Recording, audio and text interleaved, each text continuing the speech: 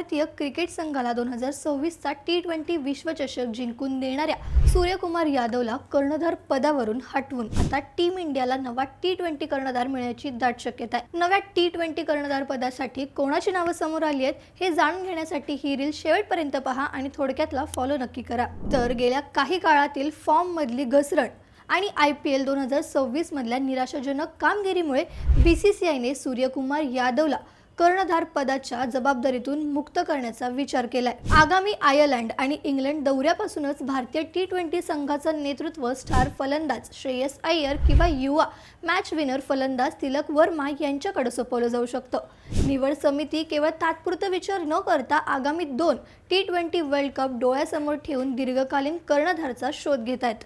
रोहित शर्माच्या निवृत्तीनंतर आशिया कप 2025 आणि T20 वर्ल्ड कप 2026 जिंकून देणाऱ्या सूर्याच्या मैदानातील दरारा सध्या हरवलाय। त्यातच संघ निवडीवरून मुख्य निवडकर्ता अजित आगरकर आणि मुख्य प्रशिक्षक गौतम गंभीर यांच्यात काही मुद्द्यांवरून मतभेद असल्याच्याही चर्चा रंगल्यात। मात्र अंतिम निर्णय आगरकरांच्या मतानुसारच होण्याची दाट शक्यता आहे। मग तुम्हाला काय वाटतं? सूर्यकुमार यादवला कर्णधार पदावरून हटवणं योग्य आहे का? तुमचं मत आम्हाला हो किंवा नाही मध्ये सांगा। ही रील क्रिकेट फॅन्सला शेअर करा आणि अशाच महत्त्वाच्या अपडेट्ससाठी थोडक्यातला फॉलो करा। बातमी म्हणजे थोडक्यात।